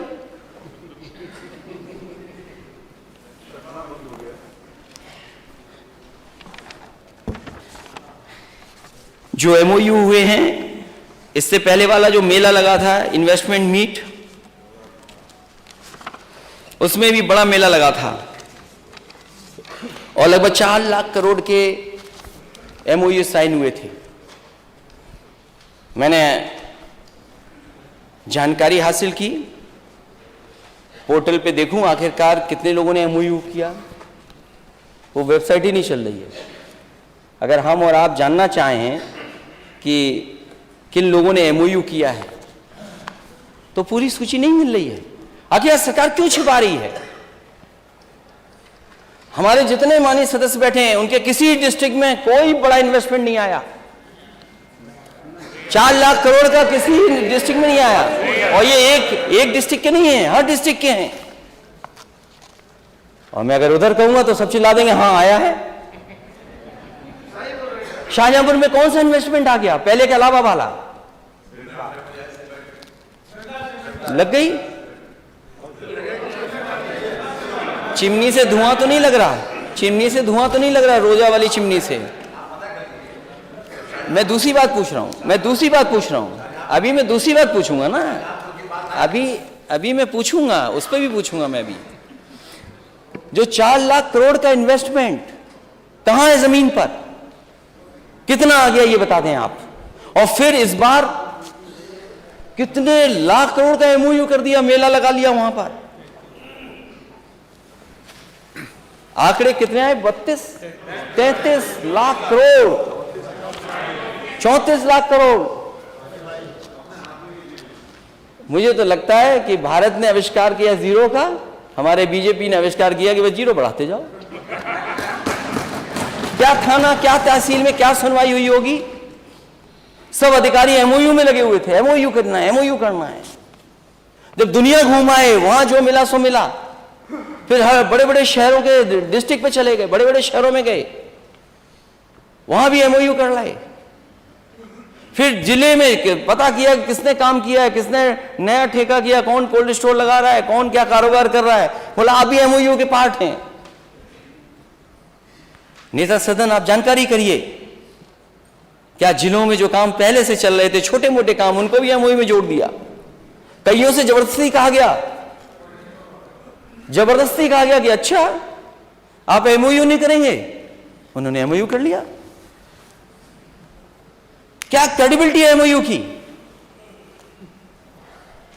4 लाख करोड़ वो, 34 लाख करोड़ वो, और डिफेंस एक्सपो, मिसाइल बनेंगी, टैंक बनेंगे, तोप बनेगी, कॉरिडोर बनेगा। 5 साल देखते रह गए, कहीं कॉरिडोर नहीं है।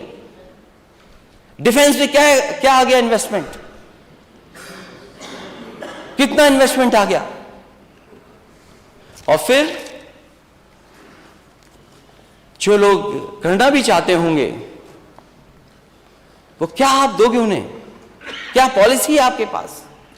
एक तरफ तो एमओयू, इतने लाख, नौकरी कितने लोगों को मिलेगी, रोजगार कितने लोगों को मिलेगा? सरकार को सपने दिखाना बंद करना चाहिए। और $1 ट्रिलियन इकोनॉमी, क्योंकि बजट पे भी मुझे बोलना है, बजट पे भी हमारी पार्टी के लोग बोलेंगे। जिस $1 ट्रिलियन इकोनॉमी का सपना देख रहे हैं, ग्रोथ रेट क्या होनी चाहिए स्टेट की? अब 4 साल बचे हैं, क्या ग्रोथ रेट हो आपकी? उसके बारे में कौन बताएगा? वो तो सरकारी बताएगी। 1 डिस्ट्रिक्ट 1 प्रोडक्ट, क्या बजट था बता दें हमें? किस डिस्ट्रिक्ट का बजट था? ये हमारा माननीय सदस्य, जब मैं सदन में आया तो माननीय सदस्य हमारा बोल रहा था, विधायक जाहिद वेग, वहां बुनकरों की सुविधा के लिए और कारपेट के कारोबार के लिए एग्जीबिशन लग जाए, उसके लिए कारपेट मॉल, एक्सपोर्ट मॉल बनाया गया, मार्ट बनाया, उद्घाटन का उद्घाटन कर लिया। उससे कितना आगे बढ़ा दिया आपने? कितना एक्सपोर्ट बढ़ गया वहां पर? जो सुविधाएं 4 लेन की दी थी या फ्लाईओवर की दी थी, कितना पूरा कर दिया आपने? उसको कितना आगे बढ़ा के ले गए आप? 1 डिस्ट्रिक्ट 1 प्रोडक्ट कहां पहुंचा स्टेट? अगर ये 1 डिस्ट्रिक्ट 1 प्रोडक्ट पे काम हुआ तो शायद जीडीपी बढ़ी होती। जो 1 डिस्ट्रिक्ट 1 प्रोडक्ट पे ही काम नहीं हुआ है, तो क्या आपका ये इतना बड़ा जो सपना दिखा रहे हैं $1 ट्रिलियन इकोनॉमी का, कैसे पूरा होगा? क्योंकि ग्रोथ रेट तो कुछ भी सरकार बता सकती है, और जो इन्वेस्टमेंट होता भी था थोड़ा बहुत, कामधेनु योजना बंद करा दी, पोल्ट्री वाली बंद करा दी, जो वैल्यू एडिशन थी किसान के लिए। और बिना एग्रीकल्चर सेक्टर के लिए आप लिए साथ, आपको ग्रोथ हासिल नहीं होगी। 1 लाख करोड़ एग्रीकल्चर इंफ्रास्ट्रक्चर के लिए पैसा आया है। कोई नई मंडी बनी हो तो बता दें हमें, कोई नई मंडी बनी हो तो बताएं, कोई बड़ी मंडी बनी हो जहां सुविधा ले सकें। और जो बनी भी नहीं थी उनको पूरा नहीं किया। और आज ही मेरे पास सरकार का ही कागज है, बताओ एग्रीकल्चर ग्रोथ लगातार नीचे जा रही कि नहीं जा रही? ग्रोथ 7% कहां 10% और कहां 7%? डेयरी के लिए क्या कर रहे हैं आप? आपने कहा कि उत्तर प्रदेश उत्पादन में नंबर 1 है, उत्पादन और बढ़ सकता है। समाजवादी सरकार थी तो 3 अमूल आए थे, उस समय एमओयू हुए थे, और तीनों के तीनों जमीन पर है आज। आपने कौन सा नया प्लान लगा दिया बताइए आप? बनारस भी समाजवादी सरकार का था। जो न जानता हो तो उसको दोबारा कागज दिखवा दीजिए, आप पता कर लीजिए। इनको आनंद भेज दीजिए डायरेक्टर से मिलने के लिए, एमडी से मिलने के लिए। आपके पराग की क्या स्थिति है? पराग को क्या कर रहे हैं आप? और यूपी का काऊ मिल्क प्लांट मैंने कन्नौज में लगाया था। काऊ मिल्क प्लांट, उसमें टेट्रा पैकिंग थी, वो प्लांट कभी नहीं चला टेट्रा पैकिंग का। मैं एक दिन दौरे पर गया, मैंने कहा देखो क्या हालत है इसकी। जब जाकर के मैंने देखा और मैंने वहां के अधिकारियों से पूछा कि ये काऊ मिल्क प्लांट है, इसमें मिल्क किसका है, कहां से प्रोक्योर कर रहे हैं आप मिल्क, क्या काऊ है उसका मिल्क है? बोला नहीं सर, हम मिक्स कर लेते हैं। सोचिए, काऊ मिल्क प्लांट में मिक्स करके दूध का प्रोडक्ट बना रहे थे, टेट्रा पैकिंग की मशीन नहीं चली। और जब बाहर जाकर के मैंने देखा गेट के पास पटिया किसकी उद्घाटन की लगी थी? देश के प्रधानमंत्री जी की और मथुरा की सांसद हेमा मालिनी जी की। सवाल यह नहीं कि मैंने समाजवादियों ने बनाया था जनता के लिए, सवाल यह कि उद्घाटन के बाद जिन्होंने उद्घाटन किया, इस सरकार ने क्यों बंद कर दिया? देश के प्रधानमंत्री का उद्घाटन की पटिया लगी है, मथुरा की सांसद की पटिया लगी है, लेकिन आपने क्यों बंद कर दिया? क्योंकि नेता सदन किसी को बजट ही नहीं देने, इसलिए बंद कर दिया। ये बजट ही नहीं दे सकते किसी को। अगर वो देने को भी कहते होंगे तो हम उनके बगल में जो बैठे हैं वो दे ही नहीं सकते किसी को।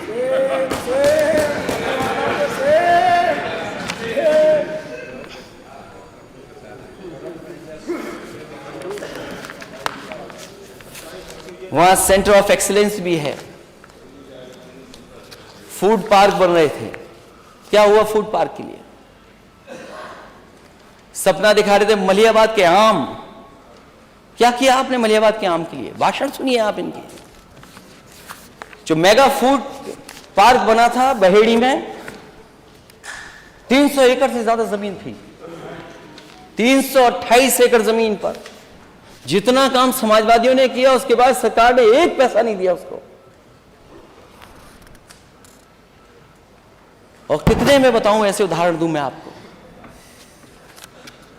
बहुत एक्सप्रेसवे बनाए हैं आपने, एक्सप्रेसवे स्टेट है। हाँ, मैं ये स्वीकार करता हूं कि सबसे ज्यादा डिजाइन अगर किसी ने किए तो समाजवादियों ने एक्सप्रेसवे किए थे। और अगर आपने नेता सदन डिजाइन किया होता वो एक्सप्रेसवे, तो पखनपुरा पे नहीं रुक जाता। और वो दूसरा ग्राम सभा कौन सी है? पखनपुरा हैदरिया।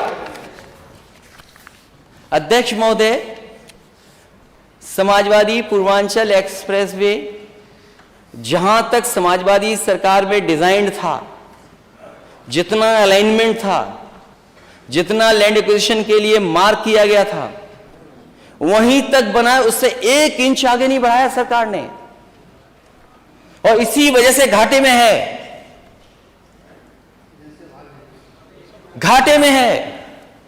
और क्वालिटी तो इतनी अच्छी क्वालिटी थी, खैर कुछ चीजों के लिए तो हमें धन्यवाद देंगे नेता सदन आप।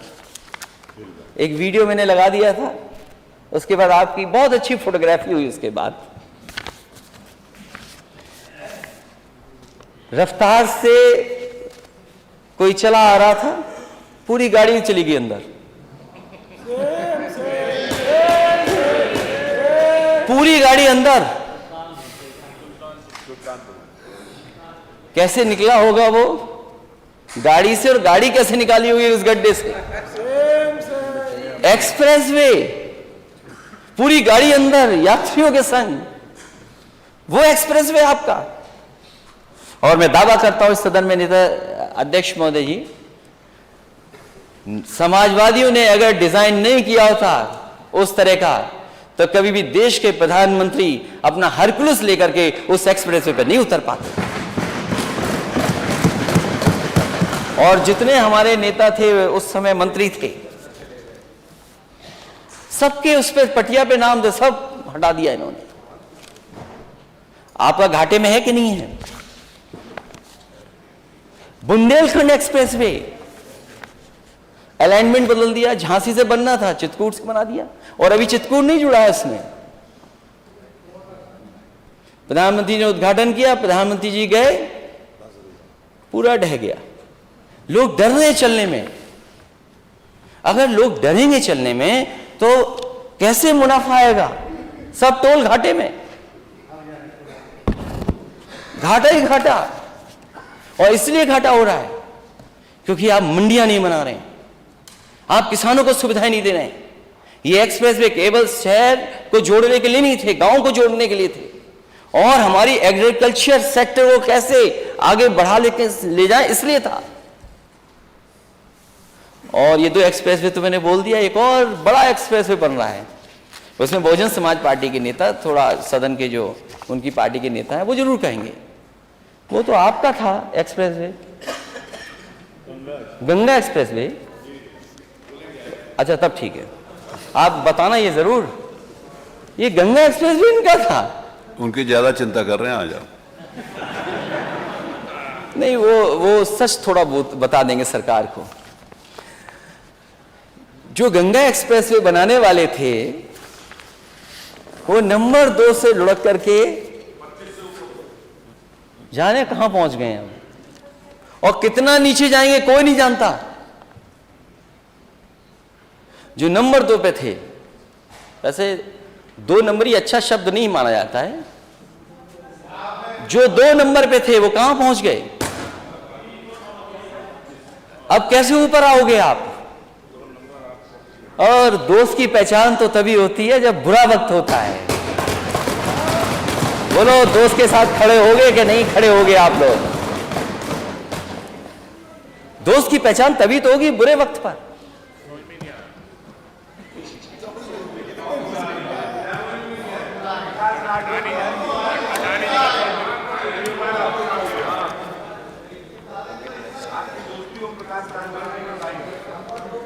देखिए, उनकी दोस्ती तो चलती है, आपके साथ भी हमारे दोस्त सरकार के संग दोस्त रहते हैं। तो अब अध्यक्ष महोदय, दोस्त की तभी तो पहचान होगी बुरे वक्त पर। मैं तो नेता सदन से कहूंगा, अपने दोस्तों को बुरे वक्त पे मत छोड़ना। सुना है कुछ मीटर का मामला भी छिन गया था। अब गंगा एक्सप्रेसवे कैसे बनेगा? शाहजहांपुर कैसे पहुंचेंगे आप? कैसे पहुंचेंगे शाहजहांपुर आप? कैसे पहुंचेंगे आप? क्योंकि जो कंपनी कहां थी, कितने बिलियन का नुकसान होकर के कहां पहुंच गई। तो मैंने नेता सदन से कहूंगा कि गंगा एक्सप्रेसवे बनेगा भी कि नहीं बनेगा, लेकिन बीजेपी की सरकार ने एक धोखा किया है एक्सप्रेसवे के साथ। इंडियन रोड कांग्रेस के जो मानक थे, मीडियन उसका 12 मीटर से लेकर के 15 मीटर 20 मीटर तक हो, उसका मीडियन कम कर दिया। यह भविष्य का एक्सप्रेसवे था, हमारे आने वाली पीढ़ियां इस पे चलती। लेकिन अगर आपने डिजाइन ही गलत कर दिया तो उसको बदलाव कैसे लाएंगे? आपने सिक्योरिटी और सेफ्टी के साथ खिलवाड़ की है। और मैं तो नेता सदन से कहूंगा कि जिस भी अधिकारी ने आपको यह गलत इंफॉर्मेशन देकर के यह काम कराया है, अगली पीढ़ी का ध्यान रखते हुए कम से कम उस पर कार्रवाई करना।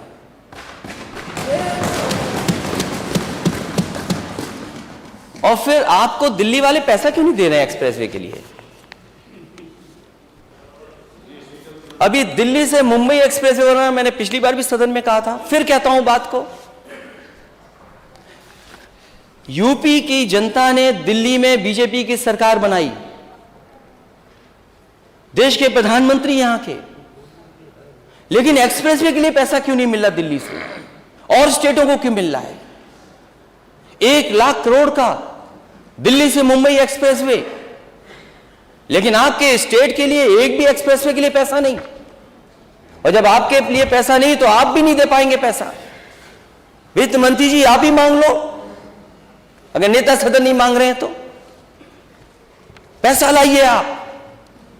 और यूपी को जोड़ ही नहीं रहे उससे।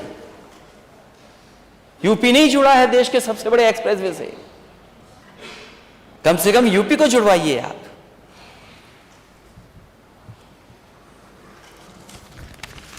हवाई यात्राएं बहुत हो रही, अंतर्राष्ट्रीय एयरपोर्ट बन गए हैं। नेता सदन जहां मैं जाता हूं उतरने के लिए, कहते हैं कि हवाई पट्टी चली नहीं रही है। अध्यक्ष महोदय, मैं अनुमति लेते लेते थक गया आजमगढ़ के हवाई पट्टी पे उतरने के लिए, मैं उतर ही नहीं पाया।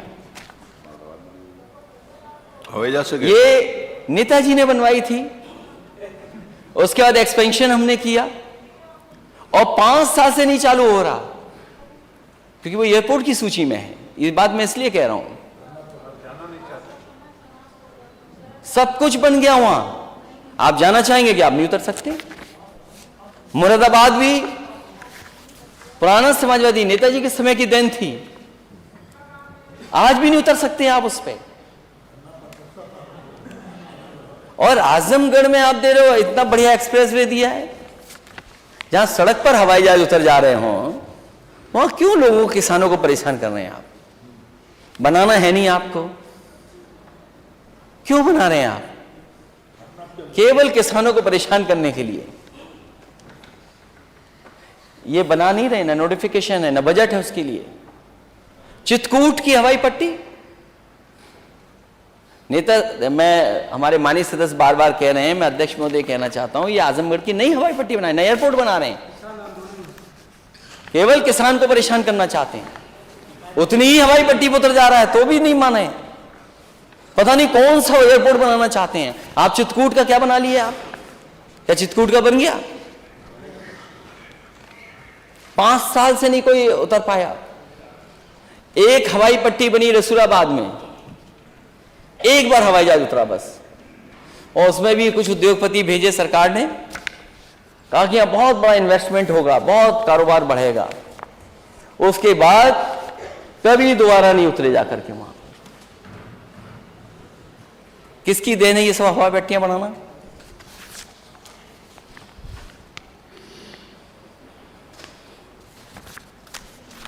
और आप तो अंतर्राष्ट्रीय एयरपोर्ट, दूसरे एयरपोर्ट के बारे में भी, जेवर बहुजन समाज पार्टी, जेवर भी आपका था।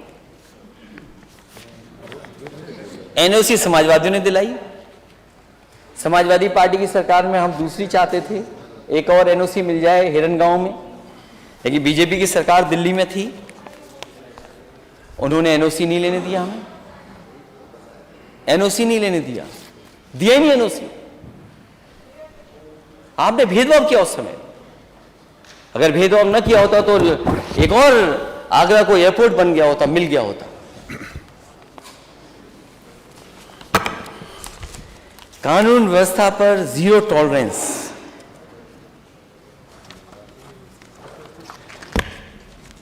कानून व्यवस्था पर जीरो टॉलरेंस है आपकी।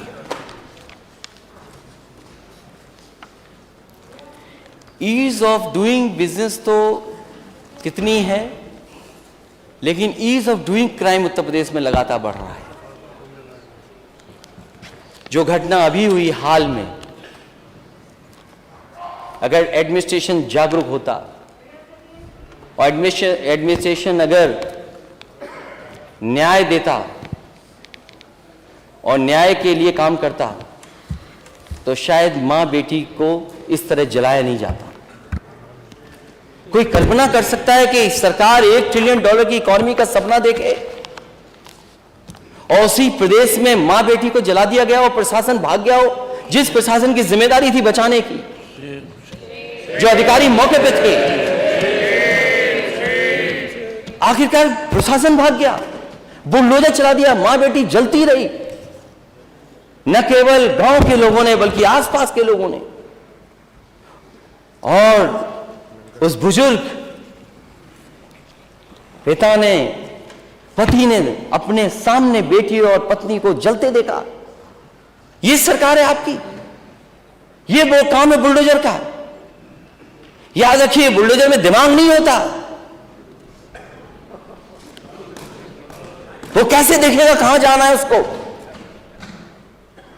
चलाने वाले ने, किसने फैसला लिया था कि जाओ चला दो?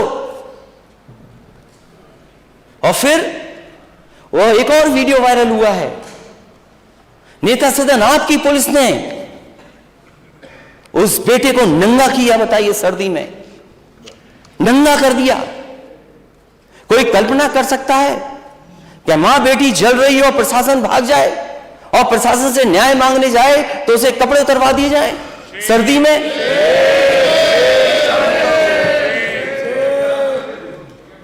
कोई कल्पना कर सकता है इस बात को लेकर के? अगर हम दुनिया में जाएं, और आज का जमाना पुराने जमाने से अलग है, एक एक घटना, एक एक चीज जो यहां हो रही है दुनिया के हर कोने में देखी जा सकती है, पहुंचाई जा सकती है।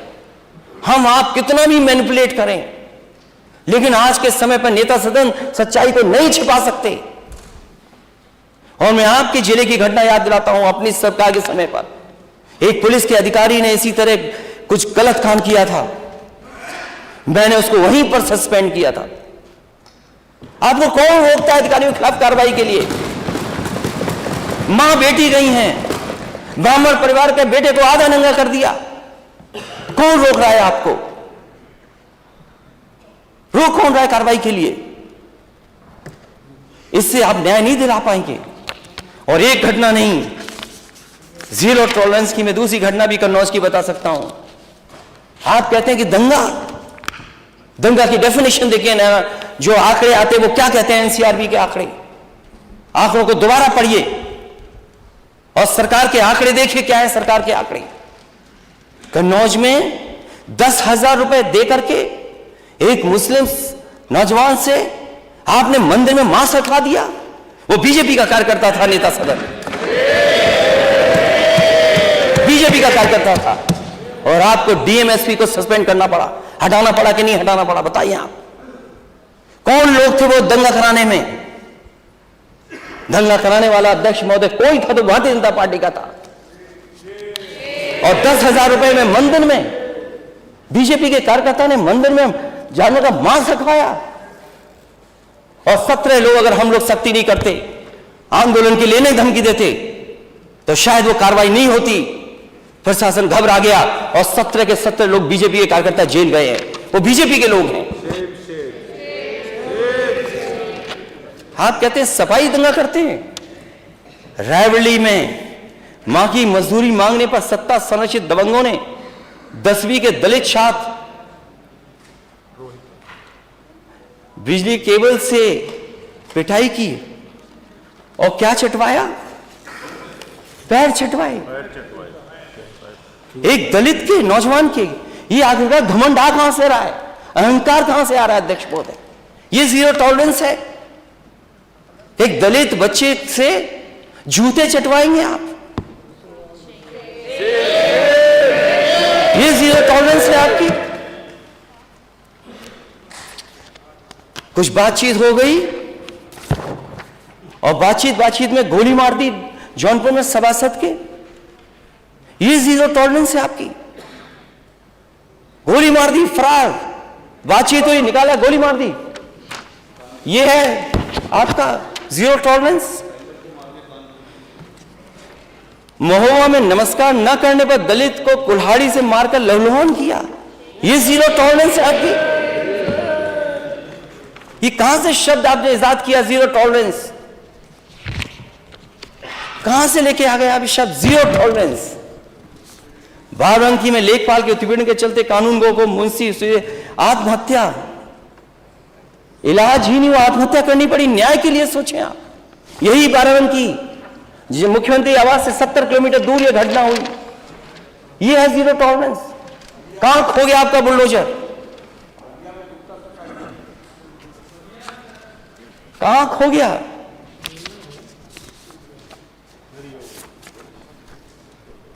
और बलिया में मैं गया था, उस व्यापारी परिवार से मिला था मैं।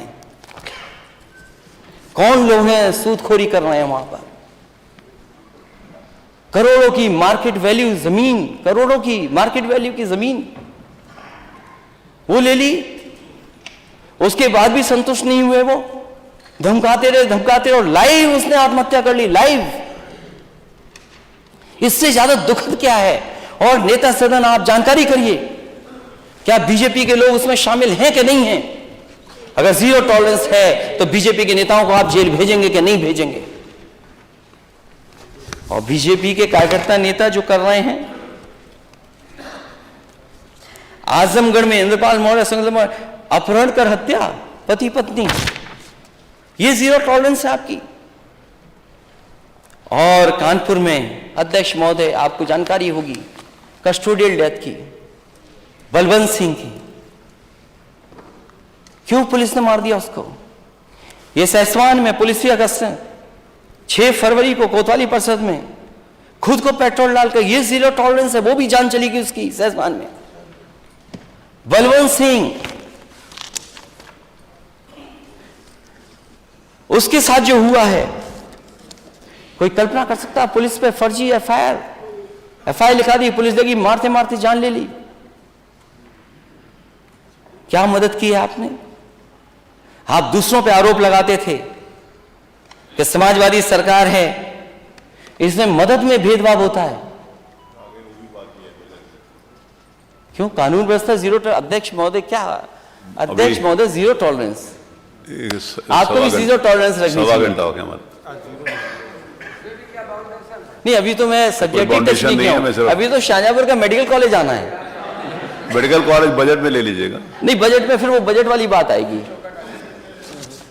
तो ठीक है अध्यक्ष महोदय, अब चाहते हैं कि मैं खत्म कर दूं। हालांकि मुझे भी लगता है मैंने समय गवर्नर से ज़्यादा ले लिया, गवर्नर साहब से ज़्यादा ले लिया है, इतना नहीं लेना। नहीं, आपकी इच्छा है, मैं आपसे सिर्फ रिक्वेस्ट कर सकता हूँ, आपकी आगे इच्छा है, मैं आपसे रिक्वेस्ट कर सकता हूँ। समय सिर्फ याद दिला रहा हूँ, बाकी आपकी मर्जी है। तो बलवंत सिंह, उसकी पत्नी को सरकार ने भरोसा दिलाया कि सरकारी नौकरी दी जाएगी। वहां के परिवार के सदस्यों ने मांग की थी कि 1 करोड़ की मदद होगी। नेता सदन भारतीय जनता पार्टी का कोई नेता ऐसा नहीं जिसने जनता में यह भाषण न दिया हो कि समाजवादी सरकार में मदद में भी भेदभाव होता था। मैं आपसे कहता हूं, बलवंत सिंह की मदद कीजिए, आप उसके परिवार की मदद कीजिए। आप, कोई भेदभाव नहीं है, और जितनी भी कस्टोडियल डेथ हुई उनकी मदद कीजिए। आप 1 करोड़ दीजिए उसको। क्यों नहीं दे रहे हैं आप उसके परिवार को? क्योंकि वो कानपुर का रहने वाला है, इसलिए नहीं दे रहे हैं आप? सरकारी नौकरी आप उसकी पत्नी को वादा करके आए, आपके नेता सरकारी नौकरी नहीं देंगे आप? कन्नौज में भी एक परिवार है, उसको भी सरकारी नौकरी का वादा किया, उसको कब सरकारी नौकरी देंगे आप? अगर और घटनाओं में आप चुनाव के करीब सरकारी नौकरी दे सकते हैं, तो फिर इसमें नौकरी क्यों नहीं दे रहे हैं आप? क्योंकि जीरो टॉलरेंस पे फिर मैं बात करूंगा, बहुत लंबी सूची है। क्योंकि अगर नेता सदन को भी जवाब देना है, उस समय भी मैं जब मौका मिलेगा तो मैं बोलूंगा। जिस सरकार के पास परमानेंट डीजीपी ही नहीं है,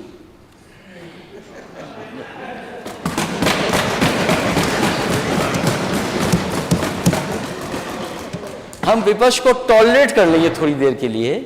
मैं नेता सदन से जानना चाहता हूं कि आप डीजीपी परमानेंट क्यों नहीं बनवा पा रहे हैं? क्या वजह है? क्योंकि वो वोटर हमारे हैं, क्योंकि वोट वो मुझे देते हैं जिताने के लिए, इसलिए?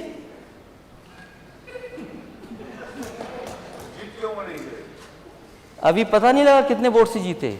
अभी नेता सदन वहां क्या कहते, पेंडुलम।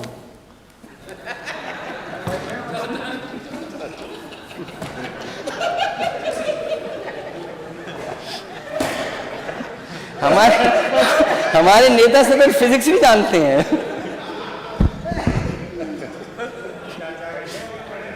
नहीं तो अब तो साथ है ना, देखिए ना, और आपका आशीर्वाद मिलता रहे।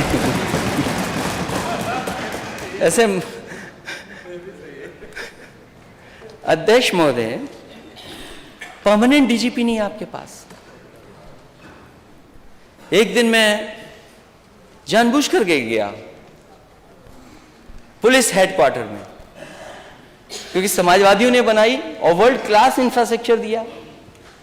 जो भी डीजीपी आए, जो भी होम सेक्रेटरी आए, दूसरे स्टेट के और वरिष्ठ अधिकारी आए, उन्होंने खुद तारीफ की है, महसूस किया उन्होंने कि पुलिस के पास ऐसे इंफ्रास्ट्रक्चर होना चाहिए। और ये बात नेता सदन जानते हैं, लेकिन स्वीकार नहीं करेंगे। मैं जब गया हुआ, दिन के 12 बजे तक पूरी पुलिस सो रही थी। मैं अंदर बैठा, कोई अधिकारी नहीं वहां पर। सोचिए, पुलिस हेडक्वार्टर में कोई अधिकारी ना हो, इससे बड़ा दुर्भाग्य क्या हो सकता है? जो स्टेट जीरो टॉलरेंस है आपकी, और वो भी टेम्परेरी डीजीपी, टेम्परेरी, जिसका नाम नहीं लिखा जाएगा। मैं आपको अपने तरफ से सुझाव देता हूं। एक हमारे भी समय पर थे जो आपने किसी पद पर बैठाया था, वो इंटेलिजेंस के अधिकारी थे, न जाने क्या क्या बताते थे आके। इसलिए इन लोगों से बचना, इन लोगों से बचिए आप। और जो नेता सदन, मुख्यमंत्री जी, आप अपना परमानेंट डीजीपी नहीं बना सकते, वो स्टेट को लॉ एंड ऑर्डर नहीं दे सकता, नहीं दे सकता लॉ एंड ऑर्डर। और वो एनसीआरबी के आंकड़े देख लीजिए, महिलाओं के खिलाफ क्या है घटनाएं हैं।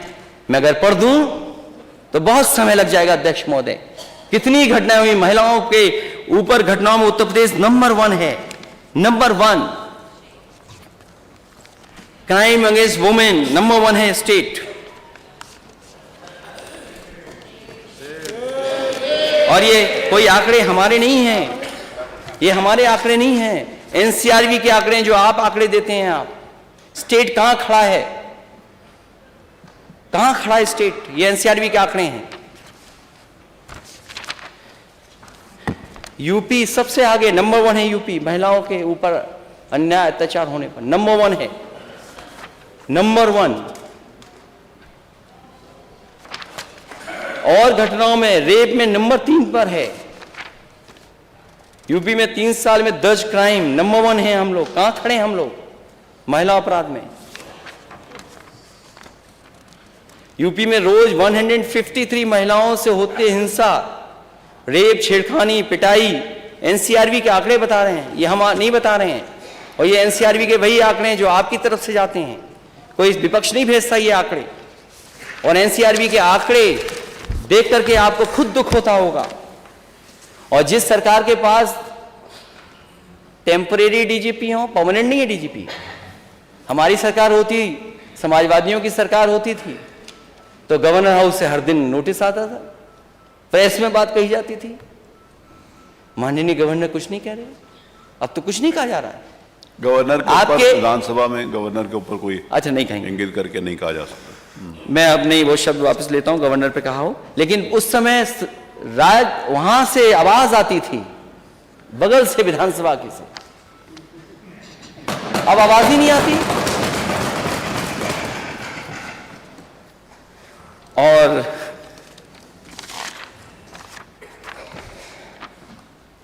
मेडिकल कॉलेज शाहजहांपुर का,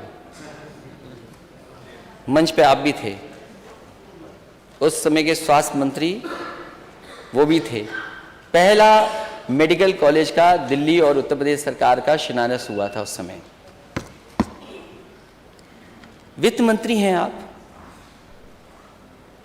स्वीकृत पद है 21, हैं कितने वहां पर अभी? असिस्टेंट प्रोफेसर स्वीकृत पद कितने हैं कहां, कितने हैं वहां पर? एडिशनल प्रोफेसर स्वीकृत पद कितने हैं कितने वहां पर? Junior resident, tutor, PG, non PG, स्वीकृत पद 72 और हैं कितने? 60। प्रोफेसर 21 हैं कितने? 9। असिस्टेंट प्रोफेसर 31 हैं कितने? 6। एडिशनल प्रोफेसर 33 हैं कितने? सीनियर रेजिडेंट 36, 18 हैं। अगर वित्त मंत्री के अपने क्षेत्र में ये हालत है मेडिकल कॉलेज की, जहां एमआरआई और मशीनें नहीं उपलब्ध, बजट क्या पर्याप्त है, तो सोचो प्रदेश के और मेडिकल कॉलेजों का हाल क्या होगा।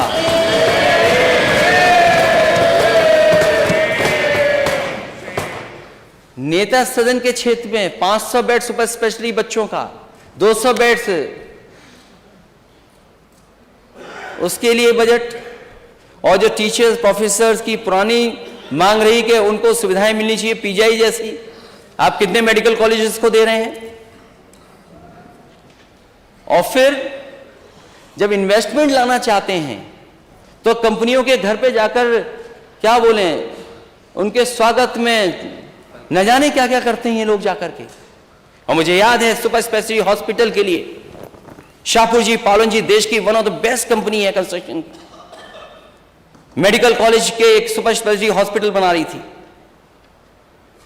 उस कंपनी का 1 साल बजट नहीं, 2 साल नहीं, 3 साल बजट ही नहीं दिया, वो कंपनी भाग गई। मैंने पूछा आखिरकार कंपनी क्यों चली गई? कितने दिन इंतजार करते? शाहपुर जी, पालन जी, कौन कंपनी है? आपने बजट नहीं दिया, आप ठेके में सेटिंग कराते हैं कि अपने लोगों को ठेका दिया जाएगा। सैफई मेडिकल कॉलेज यूनिवर्सिटी, और उसके चांसलर मुख्यमंत्री हैं। मुख्यमंत्री जी अपनी यूनिवर्सिटी, अपना चांसलर बनने के लिए जल्दी बन गई यूनिवर्सिटी। बलिया की पूर्व प्रधानमंत्री चंद्रशेखर जी के नाम पर यूनिवर्सिटी क्यों नहीं बन रही है? उसको बजट क्यों नहीं दिया आपने?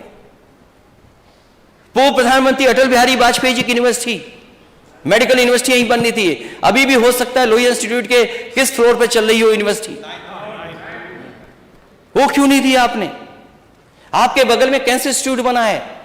यहां जितने माननीय सदस्य बैठे हैं, ये कभी ना कभी हर दिन या क्षेत्र में जाते होंगे, महसूस करते होंगे कि कैंसर बीमारी किस तरीके से फैल रही है। हालांकि मैं अपने मंत्री हमारे साथ रहे, मैं बोला नहीं उनसे। कल पॉल्यूशन की बात आई तो हमारे वो डॉक्टर हैं, वो बोले पॉल्यूशन से होता ही नहीं है कैंसर।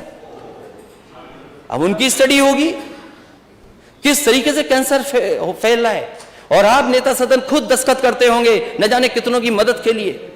बताओ, कैंसर बीमारी में सबसे ज्यादा पैसे आप दे रहे हैं कि नहीं दे रहे हैं? और यहां जो कैंसर इंस्टीट्यूट बनी थी उस पर नाम तो आपने बदल दिया, हमें कोई शिकायत नहीं उस पर। कल्याण सिंह जी के नाम पर बनाई आपने यूनिवर्सिटी, वो कैंसर इंस्टीट्यूट कर दिया।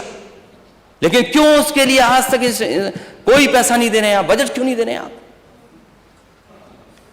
कैंसर इंस्टीट्यूट के लिए? नहीं, वही माननीय सदस्य जितने बैठे हैं वो लोग उनके क्षेत्र में हैं कैंसर से पीड़ित के नहीं है।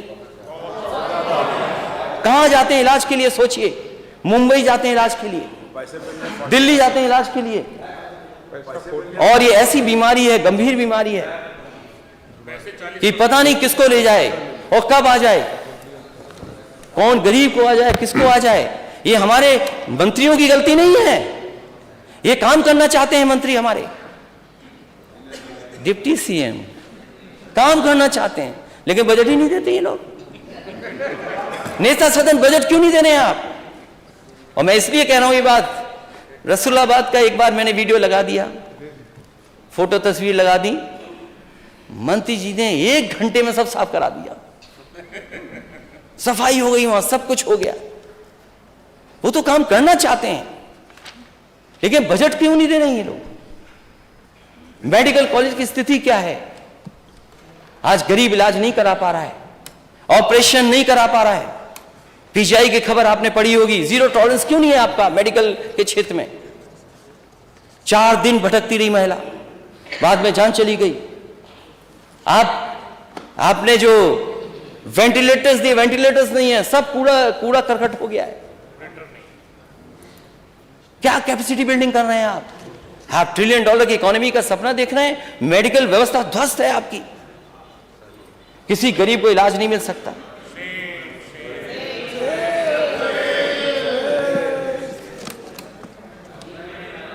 चलिए, धन्यवाद। इसलिए अध्यक्ष महोदय, बहुत सी बातें मुझे कहनी थी, बहुत लंबा मैंने बोल दिया, फिर भी बहुत सी बातें यूपी की रह गई हैं। बेरोजगारी रह गई, आज नौजवान को रोजगार नहीं है ना नौकरी है। ये केवल स्टार्टअप में लगे, स्टार्टअप क्या कर रहे हैं? Startup, skill development. अरे अपनी स्किल क्या भी डेवलप कर लो। मुझे तो ऐसा लगा अध्यक्ष महोदय, डर गया मैं शुरू में। नेता सदन 2:30 बजे तक रात को समीक्षा करना है अधिकारियों की, रात के 2:30 बजे, 2 बजे, 2:30 बजे, 3 बजे तक जगने वाले नेता सदन ने उत्तर प्रदेश की ये हालत कर दी। मेडिकल कॉलेज 45, इलाज नहीं गरीब को, भटक रहा है गरीब। आप लखनऊ के सभी मेडिकल कॉलेज अस्पतालों की देख लीजिए ओपीडी क्या है, और आपका बजट नहीं तो चल दिए पीपीपी करने के लिए। ये पीपीपी क्या होता है? ये पीपीपी क्या है? मेडिकल में पीपीपी,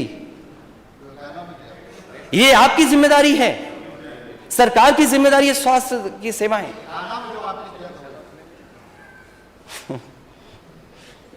नेता सदन, मैं आपके खेल के बारे में नहीं कुछ बोलना चाहता। देखिए एक आना याद आ रहा उनको, फिर हो जाए मैच एक दिन एक आना में ही क्रिकेट का। नेता सदन देखें कितने टप्पे के बाद बॉल पे बैट मारते हैं। और मैं आपको बता दूं, नेता सदन जितनी बॉल फेंकोगे आप उतने छक्के मारूंगा मैं। इसलिए मुझे विश्वास है कि यदि श्री राज्यपाल महोदय भाजपा रचित पुस्तक को पढ़ने की बजाय अपने स्वयं के उद्गारों को व्यक्त करती तो वह अवश्य तथ्यात्मक भाषण होता और वे जानकारी हितकारी सिद्ध होता। लेकिन क्योंकि सरकार ने जो कट और पेश किया वही गवर्नर बोल के सदन में गई हैं। मैं समझता हूं जो हम लोगों ने सुझाव दिए हैं और विपक्ष के लोगों ने जो सुझाव दिए उनको शामिल कर दिया जाए। मैं अध्यक्ष जी का बहुत बहुत धन्यवाद देना चाहता हूं।